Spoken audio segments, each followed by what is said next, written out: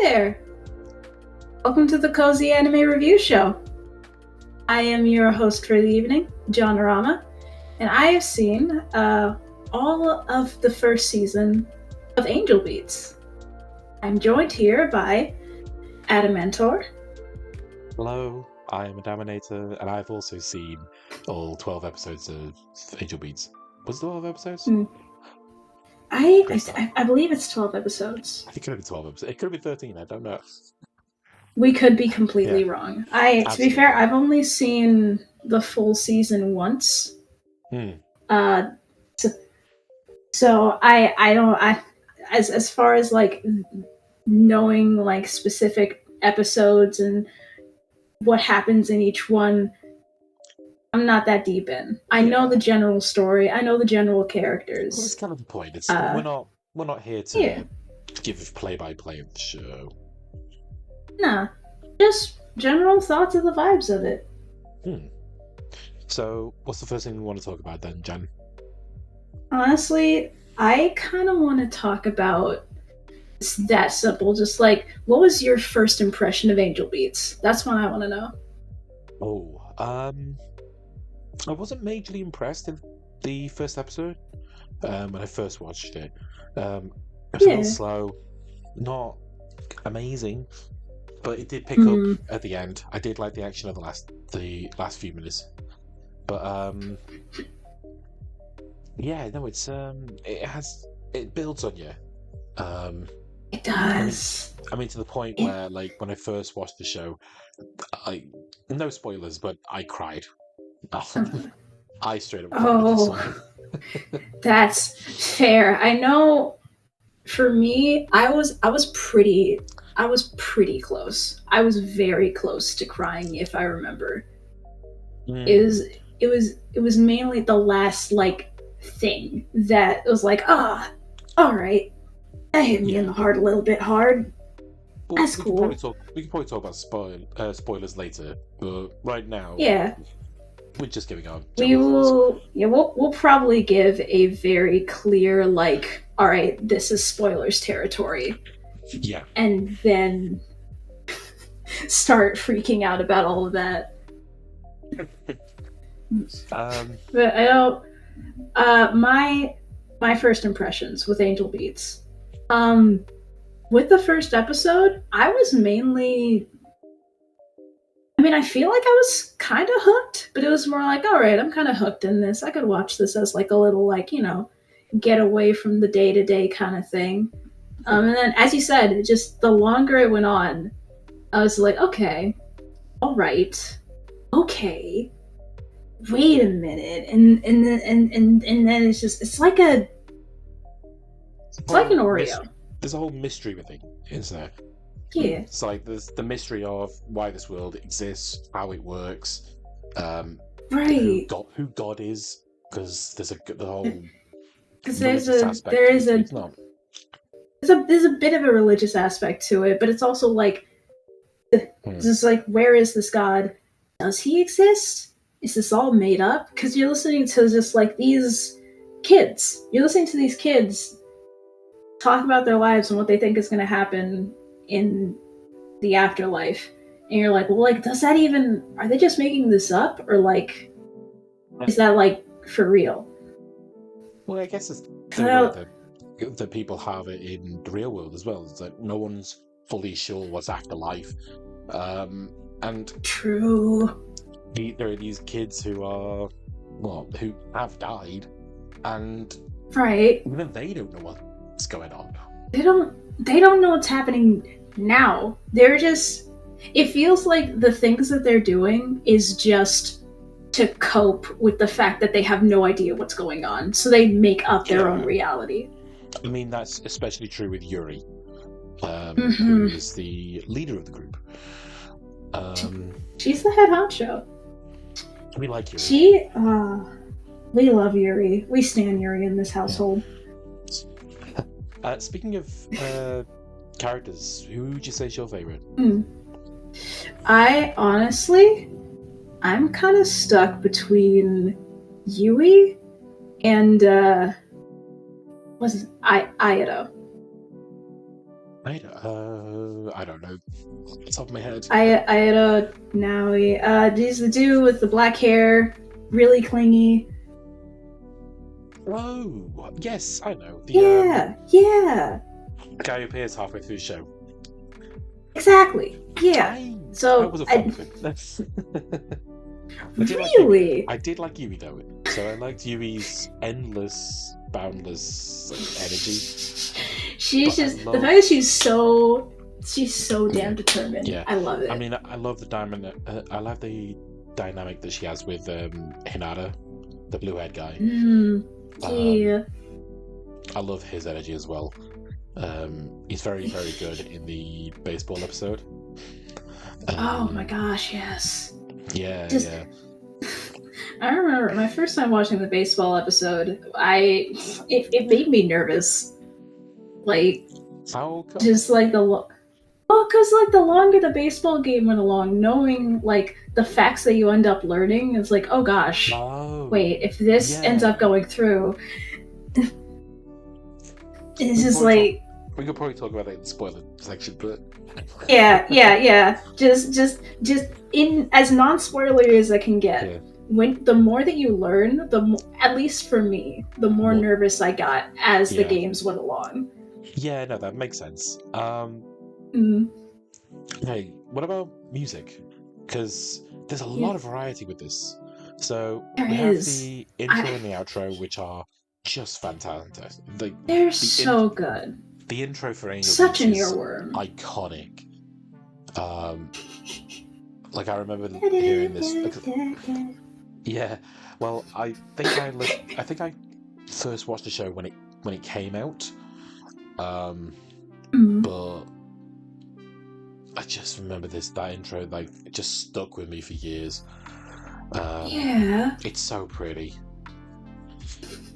It is. Honestly, the starting piano is very. It's such a good choice. Like, allow me to be a bit of a music nerd.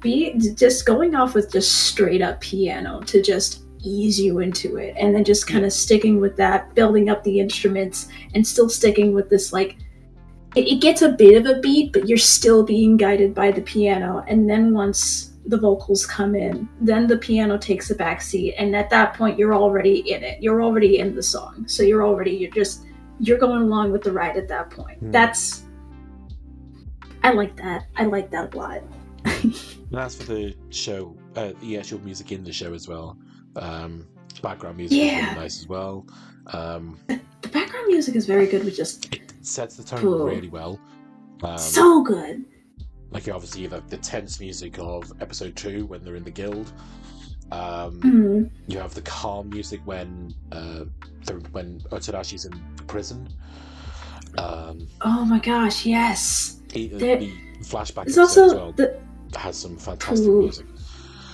I feel like all of the flashbacks end up having music that just, like, along with the stuff that's already punching you in the gut, the music that comes along with it just twists the knife a little more.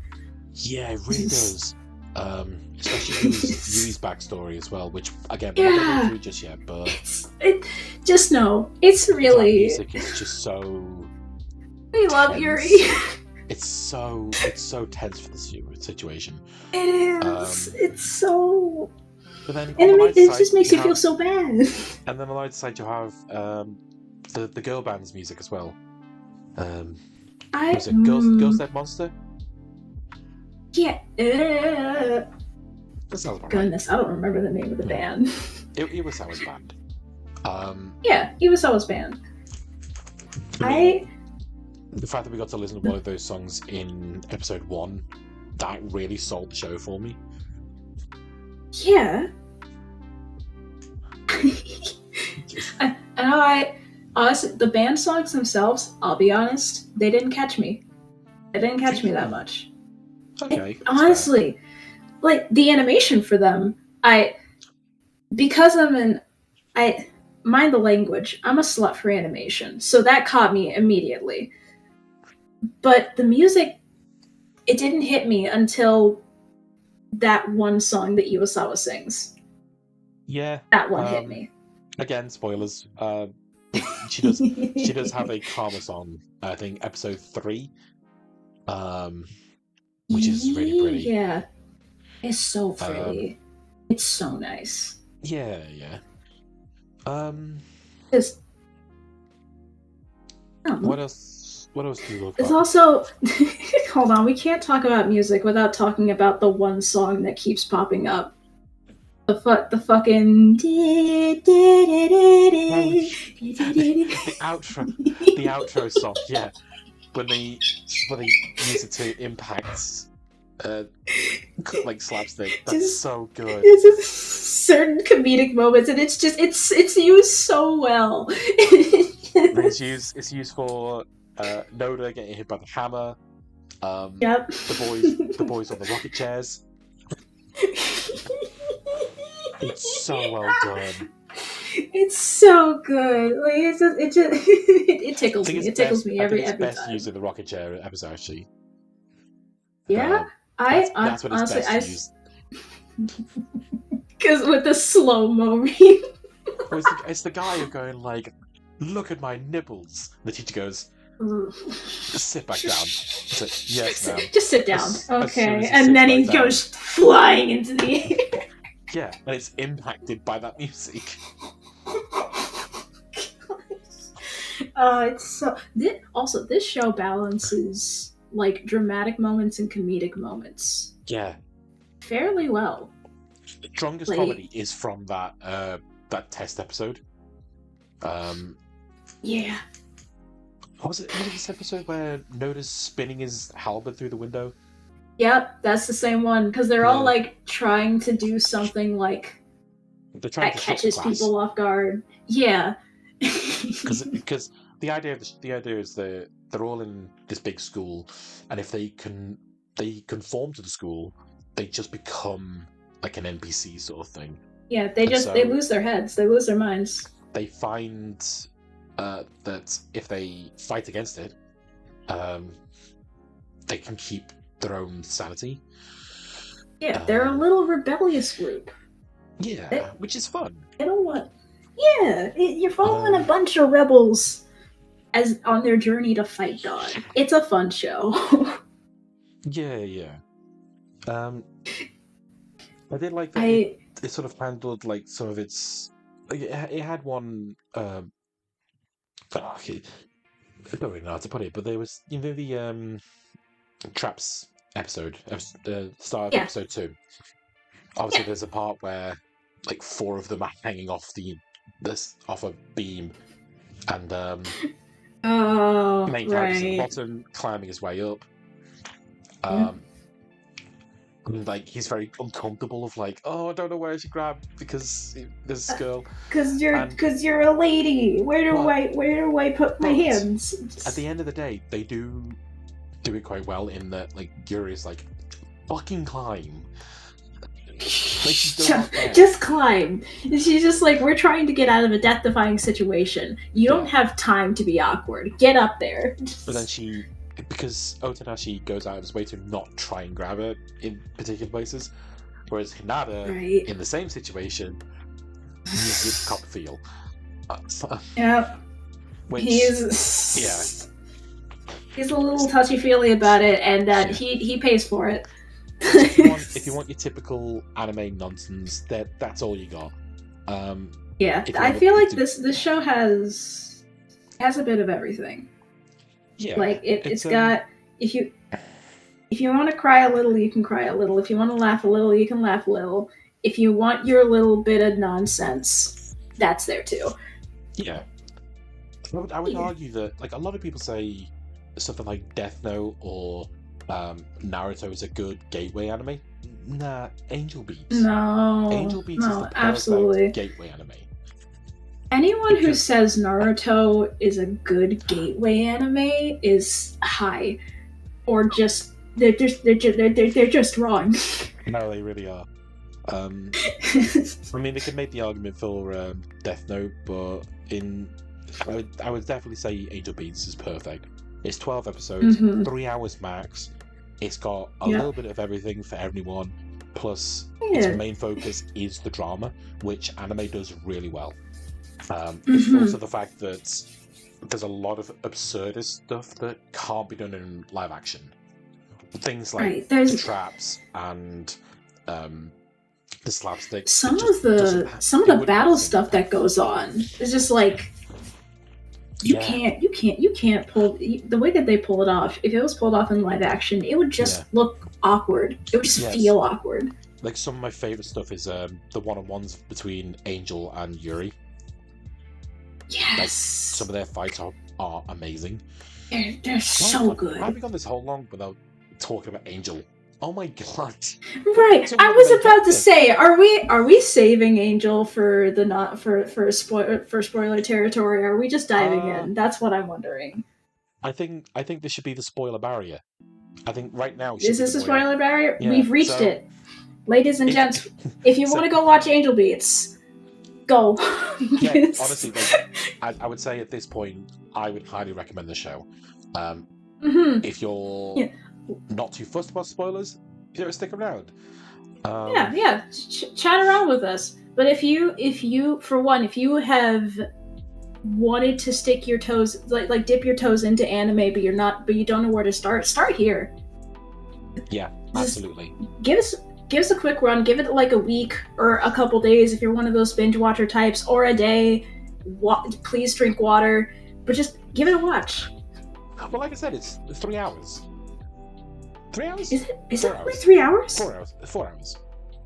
Okay. 12 episodes, 20 minutes each. Yeah. Yeah. Just go and watch it. I just drink water. Just basic rule. Spoilers for the rest of the show. Angel. Welcome to spoilers territory. Angel and Otonashi definitely have. They got the best chemistry. Well, you say that. It's the only dynamic that I don't actually like. What? So, what they do at the end is it's very clear that they have this whole episode where Otonashi is revealed to have Otonashi in life ends up in a train crash and ends up underground with like six or 7 a bunch of people just trying to survive. Essentially, yeah. They've run out of all their food, their water, and they're just trying to survive. There's that one part in that whole thing. He's going to be a doctor because his sister died. Well, that's the thing. So his sister was ill, and the implication was that she needed some sort of transplant. And what Otonashi does is that he feels like they're not going to survive. So he gets out of it's not going to happen. An organ donor card, which every Japanese citizen has, and he fills it out when he's on the brink of death, and he rallies everyone up, and everyone. He rallies everyone to do it, just in case if they're all gonna die here. At least he doesn't say it. He's been such a nice person. True. That everyone just follows suit. Yeah. And then as they finish it up, the organ donor thing, the cave breaks away. People manage to get through. People are getting through. The rubble's getting dug away. It's that because he makes a friend that's like, yo, Otonashi, they found us. We're gonna be okay, and he's clearly already gone, which is just. Otonashi passed away right at the end, and it's really, really sad. It's really well done.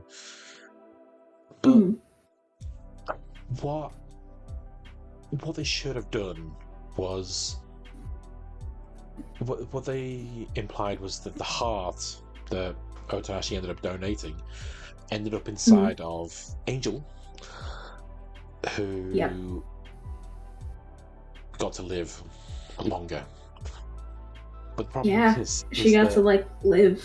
Yeah, the only problem with this reveal is that Angel has clearly been in this world longer than Otonashi has. Much longer than everyone else. It doesn't need to be much longer. She could have appeared after Yuri, after everyone else. But the fact is, she appeared before Otonashi.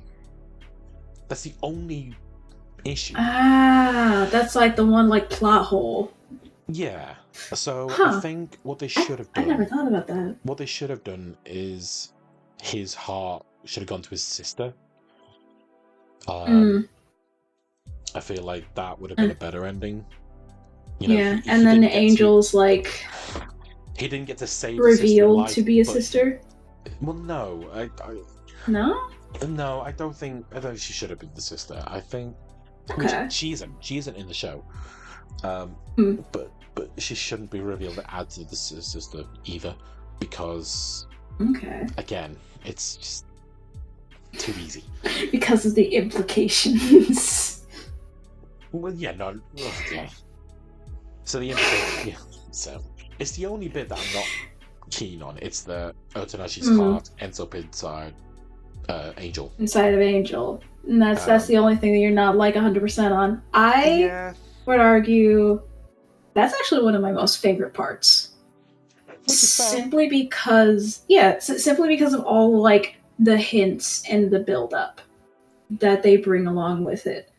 Of just like, for one, their chemistry together, because it feels like it shouldn't like work.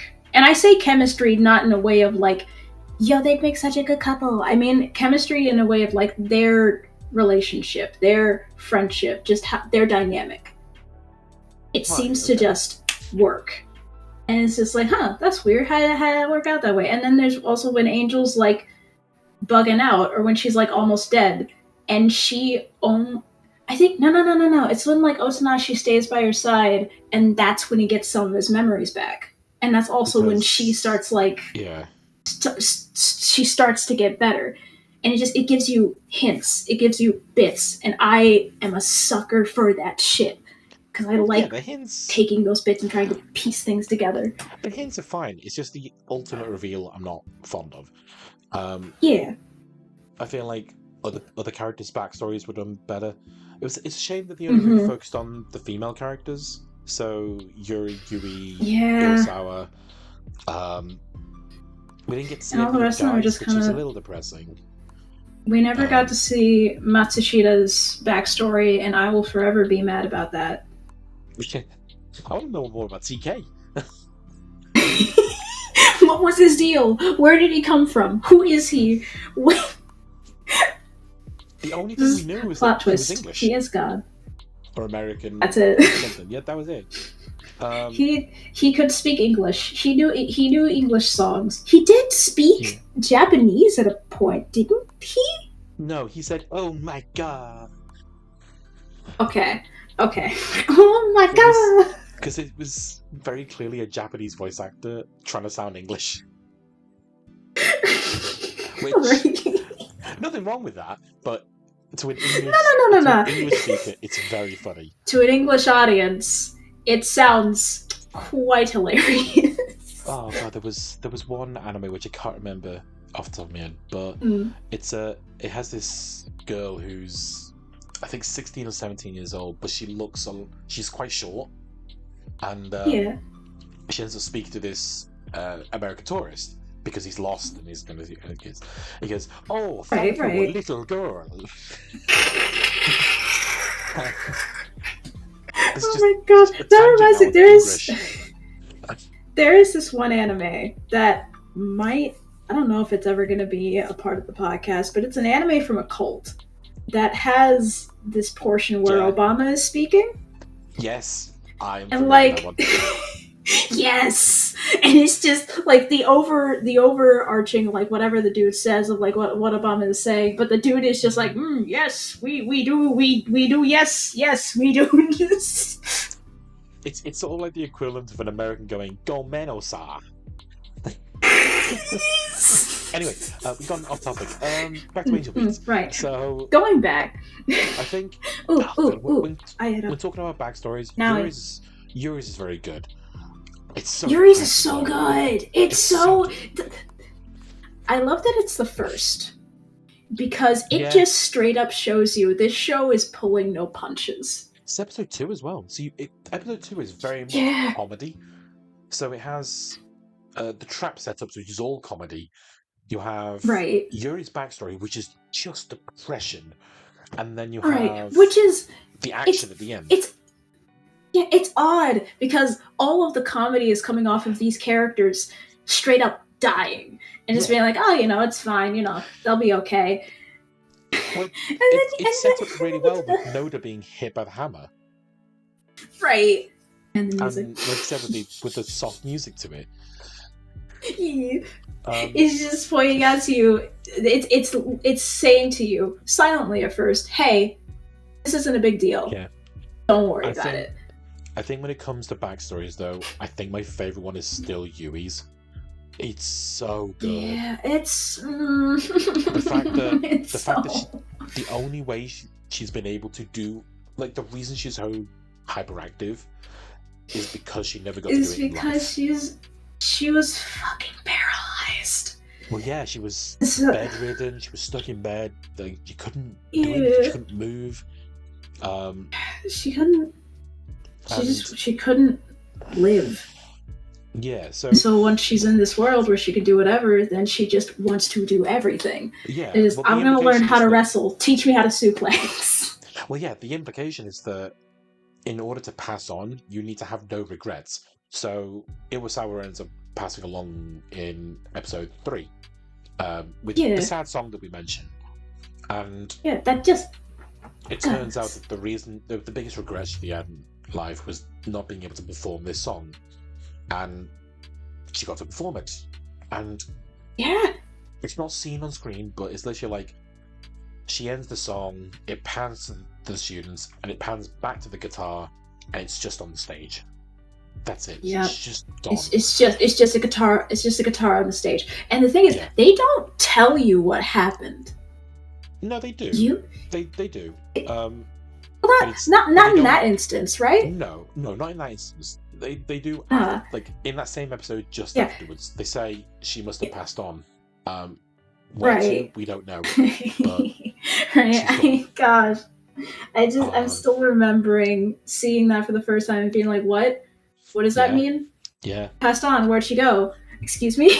But yeah, it's the same with Yui, in that Otonashi's now on a campaign to get everyone to pass on, because he realizes that's his ultimate goal.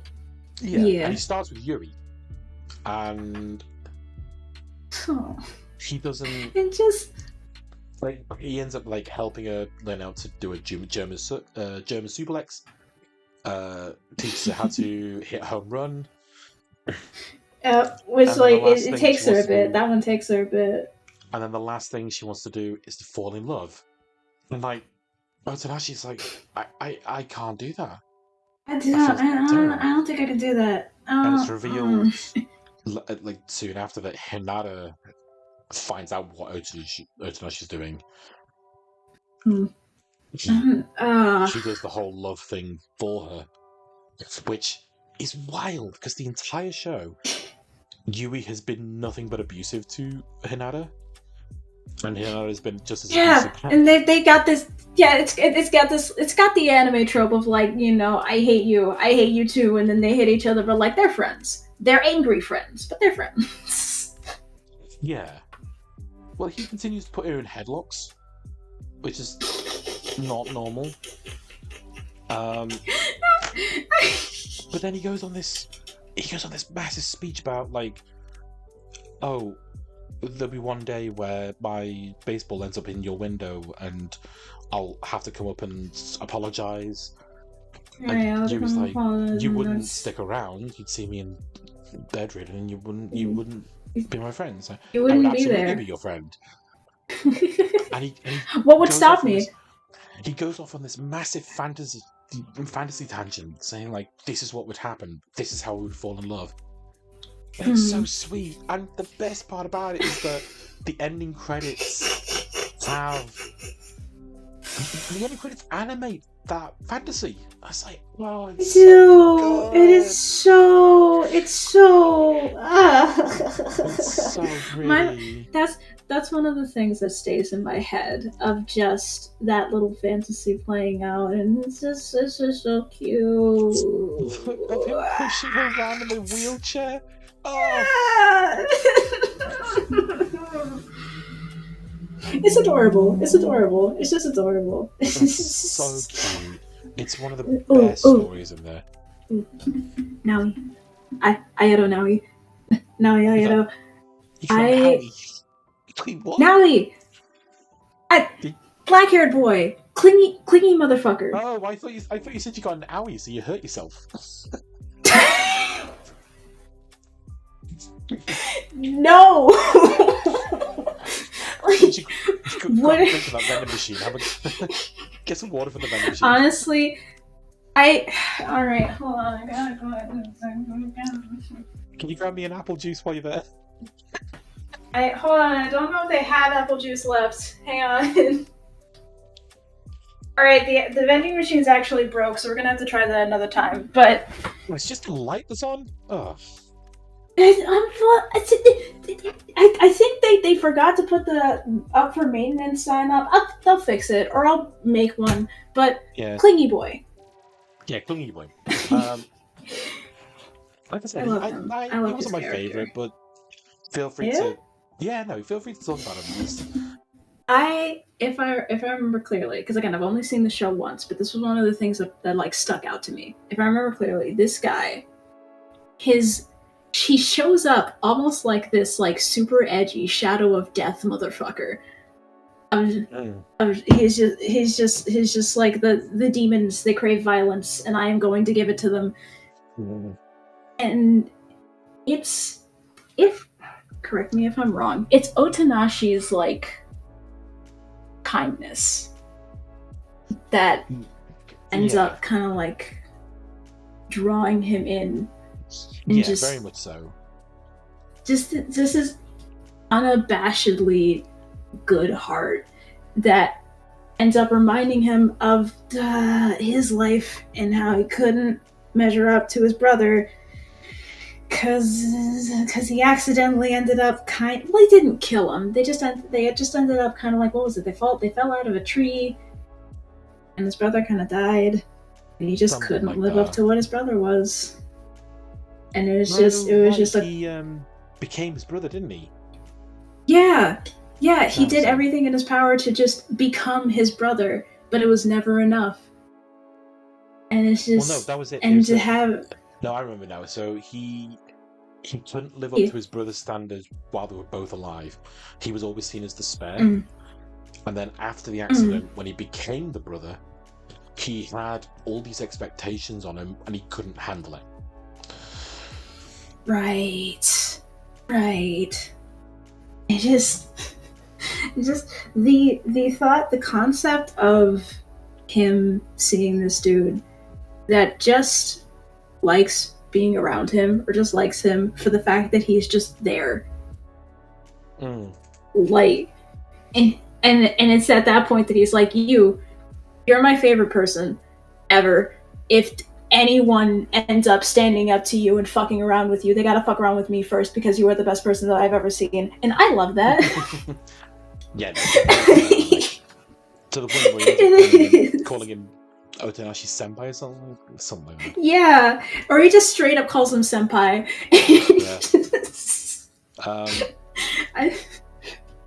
I can understand, but he does become he's a bit too clingy, which he's not a fun clingy like Yui is. Right.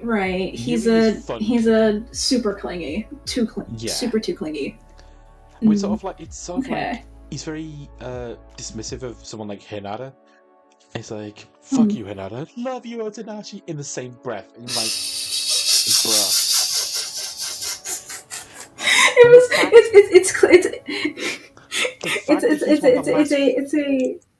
He's one of the last ones to go. True. Yeah, he's one of the last 5. So we should probably talk about the finale, in that they've managed to. It's just Otonashi, Angel, Yuri, Hinata, and Aoi, who are all left behind. They've managed to send everyone all off, and they decide to have a graduation ceremony. And it's really cute because it's like they're graduating from life. They're graduating from... Yeah. And They're graduating from regretting. yeah. It's just... It's kind of I nice would... that... Isn't it Yaoi? It's Aoi that goes first, right?